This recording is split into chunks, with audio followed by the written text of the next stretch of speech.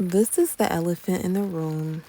Um, this is the unspoken beef that I think is happening between the two different spheres, the Chrissy corner and like the exotical space. I think that there is this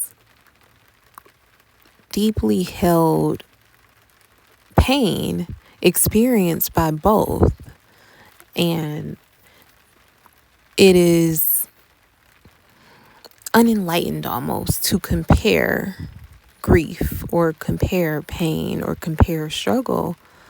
But the reality is, if I am experiencing reverse colorism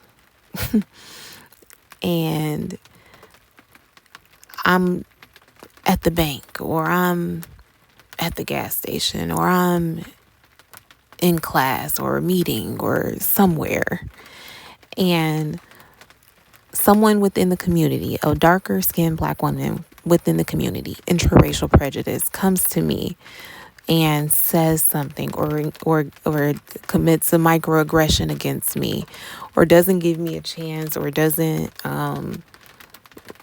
respond in kind to my kindness or my greeting, and she just has like this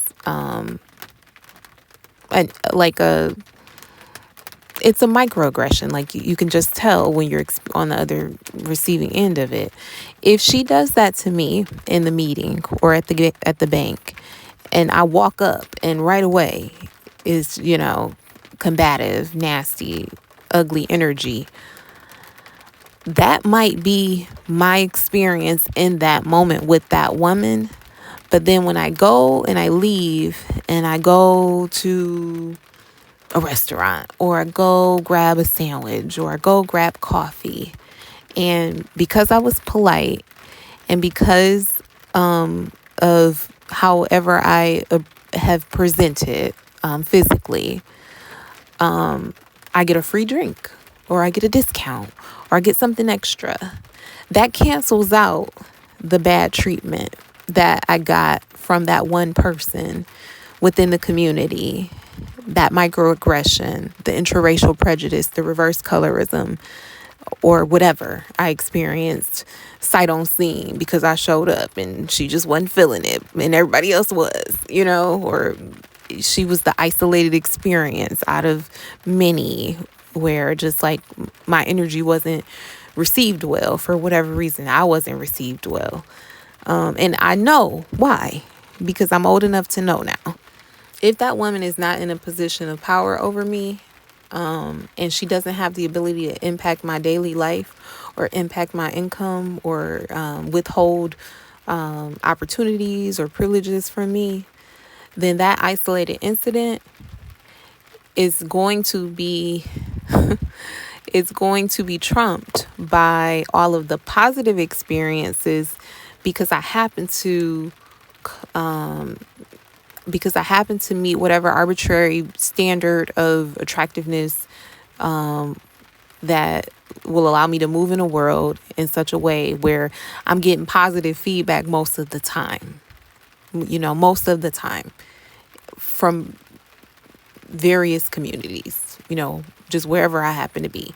Like, if that is your experience, you cannot say that the 90% positive affirmations that you're getting because you are perceived as pretty, perceived as pleasant, perceived as polite, and the privileges that come along with that, because of whatever reason, whatever ism you're benefiting from, colorism, featureism, texturism, whatever.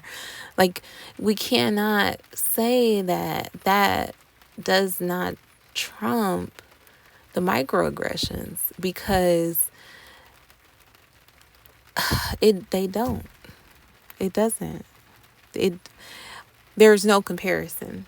There's no comparison between colorism and reverse colorism unless you're an outlier with an extreme case of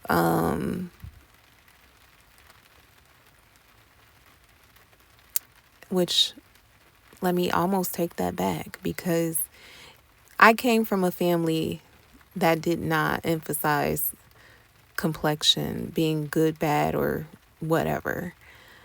But if I did, I can't imagine that reverse colorism, being bullied or whatever within your family, or feeling unliked or disliked in your family, I can imagine that being pervasive and stuff. But you cannot deny that there is something to say for being received positively outside of those experiences by the general public.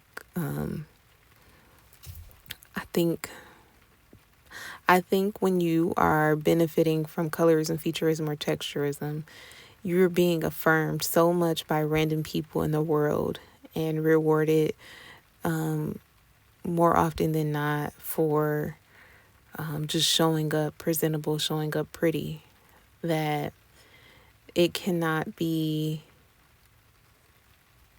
like your overall experience in life cannot be compared to someone whose complexion, something they did not choose, can trump their beauty, and can trump their inside beauty, can trump their external beauty, can trump their intelligence, can like, you can't, I can't sit up here and think like that's not worse. I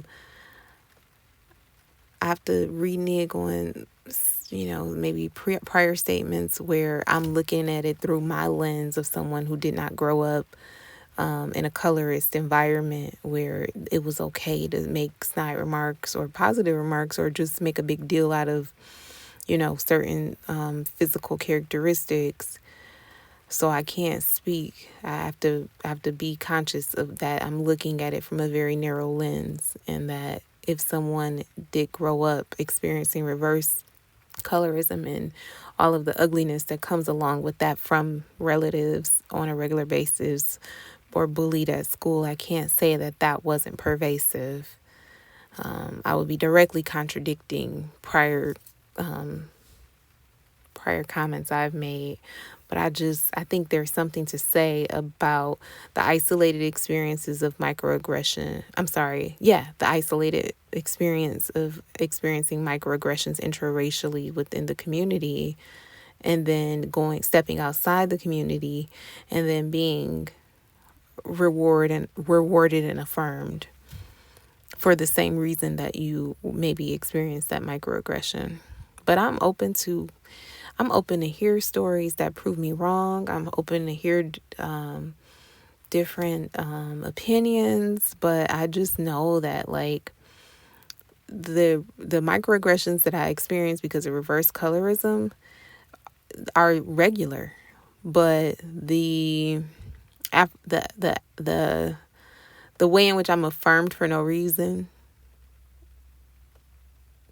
it does it covers over those things. Like, and I think if the reverse were true, where I was feeling discredited or invisible for the same reasons, that would suck. And if I didn't have the parents or the family upbringing that buffered or prepared me to go into a society that would be ready to act like I wasn't amazing because of my complexion, or act like I wasn't beautiful because of my complexion, that could really do a number on a person. And I think that's what we're seeing in the world today. But this is an open dialogue. I'm not right. My opinion is just that, an opinion. But thanks for listening.